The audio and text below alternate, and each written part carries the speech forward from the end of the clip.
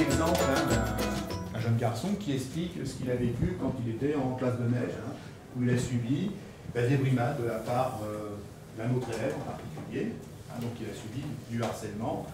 Qu'est-ce qu'on a utilisé pour blesser, pour faire mal, pour mettre en difficulté ce jeune homme? Son physique. Ouais. Il est fort. Il est fort, voilà, il a une forte corpulence. Et quand on va mettre quelqu'un à l'écart, sous prétexte qu'il n'est pas tout à fait comme nous, qu'il a ça ou sa différence, on dit qu'on fait quoi? C'est de la discrimination. C'est de la discrimination. Quand vous rendez votre cahier au maître, comment il fait pour savoir que le cahier appartient à un tel ou un tel? Ouais. Il y a le prénom et puis il y a le nom de famille. C'est jamais arrivé à certains d'entre vous qu'on fasse des petites moqueries sur le prénom, sur le nom de famille. Toutes les petites plaisanteries désagréables, ça peut être l'origine effectivement de début de harcèlement. Quand on est victime de harcèlement, qu'est-ce qu'il faudrait faire? En parler à une personne. Aux parents, au directeur de l'école, au maître. Ça c'est important. En parler aux amis. Quand on vit ensemble, il y a des attitudes, quelquefois, qui sont pas toujours très respectueuses. Et on a souvent l'habitude de mettre ça sous le terme des incivilités. Et ça, qu'est-ce que c'est, ça? Alors, ouais. C'est un petit garçon qui fait un peu de temps sur Voilà, c'est une insulte. Mais si, par hasard, le jeune garçon, il a fait ça dans la cour de récréation, à destination du maître qui surveillait, qui lui a fait une remarque. Dans ce cas-là, qu'est-ce que c'est? Est-ce que vous savez le nom de sa porte? C'est puni par la loi, mais ça s'appelle un outrage.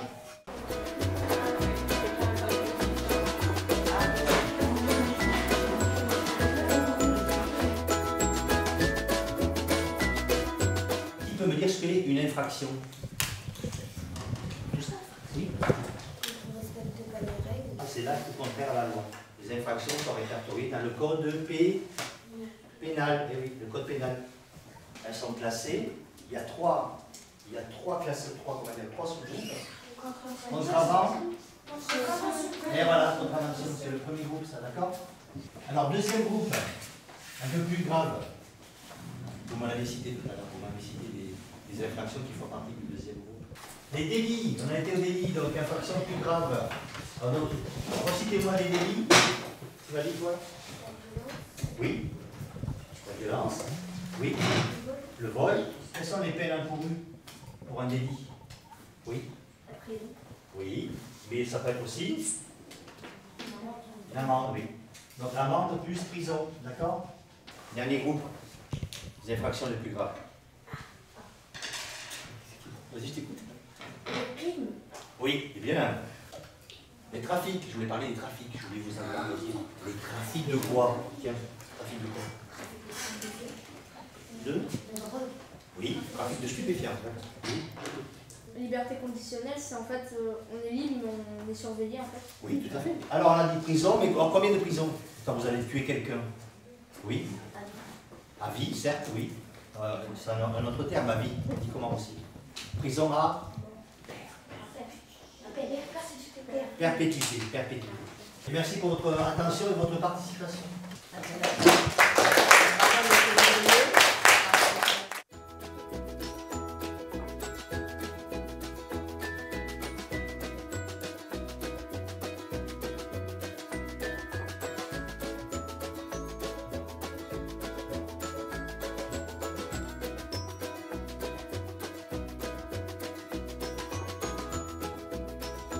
La première fonction du procureur de la République, c'est de diriger les policiers et les gendarmes quand ils font des enquêtes. Si je décide de convoquer la personne devant le tribunal pour qu'elle soit jugée pour l'infraction qu'elle a commise, il y a donc une audience qui se déroule dans ce genre de salle avec les juges qui sont là, le greffier qui va s'installer là, et moi j'ai ma place qui est ici en tant que procureur de la République, et j'ai un rôle qui est particulier à l'audience. Je représente la société. Et je demande au tribunal de prononcer une peine contre cette personne que j'estime adaptée à la gravité des faits qu'il a commis et aussi adaptée à sa personnalité. À partir de quel âge les enfants peuvent se faire juger? C'est-à-dire qu'à partir de 13 ans, un enfant peut être responsable, ce qu'on appelle responsable pénalement. C'est-à-dire qu'il a conscience de ce qu'il fait, il sait que quand il commet une infraction, c'est une infraction. Ces services spéciaux qui vont détecter si un enfant potentiellement est en danger ou pas. Alors, je vais convoquer la famille, le ou les enfants, les parents, et là on va essayer d'approfondir la situation. Parce que moi j'ai un dossier, j'ai des éléments, mais ce n'est pas suffisant pour prendre une décision. Donc on va désigner un service qui va suivre pendant 1 an à peu près la famille pour essayer de faire que les choses s'améliorent. Dans un cabinet des enfants, le greffier c'est le bras droit du juge. C'est lui qui fait tourner. C'est un binôme. Qui va dans le sens toujours d'une bonne justice, c'est notre volonté. Oui. Combien il fait par journée? Ça dépend si la situation, plus elle est compliquée, plus il y a des choses à dire. Donc plus on va devoir écrire pour expliquer un fait. Et notamment si c'est un placement, eh bien, on ne va pas pouvoir écrire en 2 lignes, on ne va pas pouvoir placer un enfant en expliquant en 2 lignes aux parents ce qu'ils font de mal en fait. Il va falloir vraiment expliquer quelles sont les raisons d'un placement par exemple. Qu'est-ce qu'ils font de mal? Alors un juge a l'obligation d'expliquer pourquoi il prend telle décision. Donc nous on est là pour rencontrer les familles sur des mesures qui durent 6 mois. Donc pendant 6 mois on rencontre régulièrement les enfants qui sont concernés, les familles, les parents. On est là aussi pour confirmer ou pas s'il y a un danger. Ça arrive parfois que une école signale des événements, un danger, des questionnements, et puis qu'à la fin on se dise non finalement ça va, c'était pas si dangereux que ça. Et puis d'autres fois on confirme effectivement qu'il y a un danger et on peut nous demander aussi à ce que les enfants qui sont en danger soient placés. Donc on décrit un petit peu ce qu'on voit, ce qu'on observe, et à la fin on fait une proposition. Mais c'est toujours le juge qui reste maître de sa décision.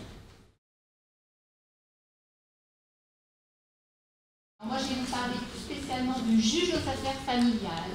Alors, comme son nom l'indique, il s'occupe des familles. Non, le juge aux affaires familiales, il est là pour participer à la rupture et puis prendre des décisions. Parce qu'à un moment, peut-être que certains d'entre vous l'ont vécu, et les parents ne sont pas d'accord. Le père et la mère, ils ont tous les deux le droit de s'occuper à égalité de leur enfant. Si vous voulez être entendu par un juge, il faut le dire. Et quand vous êtes entendu par un juge, vous avez un avocat. Le juge, il prend une décision à un moment T, par exemple aujourd'hui, et puis 2 ans après, la situation change, et bien l'enfant, il peut changer, retourner chez son père. Et si les parents ils sont divorcés et qu'il y a un parent qui garde l'enfant? C'est la police qui va intervenir pour aller récupérer l'enfant, même s'il est chez son père ou sa mère, mais que ce n'est pas conforme à la décision qui a été prise. Toute situation qui vous paraît anormale, si vous avez chez vous une situation que vous ne comprenez pas, il faut le dire. Est-ce que vous aimez votre métier? J'aime beaucoup mon métier. J'aime beaucoup mon métier. Je crois que la majorité de mes collègues aiment leur métier. C'est un métier très enrichissant. Et puis on est au contact des gens. On fait du droit, certes. On aime le droit, forcément. Mais aussi on aime le contact de ces gens, de ces enfants, de ces parents qui se disputent, certes. Mais tout ça, c'est intéressant. En tant que maire de Meaux, et vous savez que je suis très attentif à la manière dont les choses se passent dans nos écoles, j'ai pensé il y a quelques années, en parlant avec nos amis de l'éducation nationale, mais aussi de la police, des services de pompiers, des magistrats, qu'il fallait absolument qu'on essaye de trouver une manière positive de vous faire prendre conscience que demain, ce sera vous qui vous occuperez de la France à notre place. On essaie de vous donner des messages et des valeurs, que vous les mettiez dans votre cerveau en vous disant finalement ce qu'on nous a appris, on doit à notre tour veiller à ce que ce soit respecté. Tout à l'heure on vous a dit la liberté, l'égalité, la fraternité. Liberté. On vous a parlé du respect, on vous a parlé de la tolérance, on vous a parlé du travail bien fait, parce qu'il faut beaucoup travailler dans la vie si on veut réussir. Tout ça, ce sont les valeurs de la République française. Et la France, c'est un très grand pays. Et vous êtes tous un jour, vous serez responsables tous de l'avenir de la France. Et c'est pour ça que nous sommes aussi attachés à ce que vous puissiez, à l'âge qui est le vôtre, parce que maintenant vous commencez à être grand quand même, à essayer de comprendre comment ça marche la France. Voilà pourquoi on a organisé ce programme. Je voulais vous remercier, vous dire que j'étais très très fier d'être le maire d'une ville, la ville de Meaux, où il y a des enfants qui font les choses aussi sérieusement. Alors, on va vous remettre des passeports. Très important. Des passeports citoyens. La classe de Madame Tonnerre.